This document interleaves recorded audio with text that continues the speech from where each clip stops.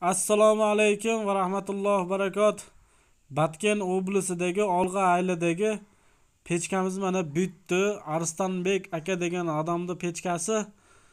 O'zi ham pechkalarda arsloni bo'lib bitdi. Mana oldida vitishkalari bilan tomoq jasaganda mana oldini tortib qo'ysa, tomoqni pari jiddi chiqib ketadi. Tomoqda yasab bo'lib turib, ovqatda yasab bo'lib turib, tortmasini bekitib qo'yadi. Orqa tarafiga o'tadigan bo'lsa, katta duxovka, kichik duxovka, очистной eshiklari bilan, mana katta disklari bilan qo'ydik. Mana bu akamizning pechkasi.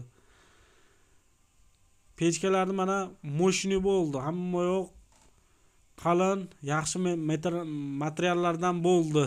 Bu pechkamizni temirlarini termostoyka 1000 gradusgacha chidaydigan kraska bor. Qora kraskada kraskalab qo'yib, shoflarini kraskalab, g'ishlarini o'ziga lak berib qo'yadi.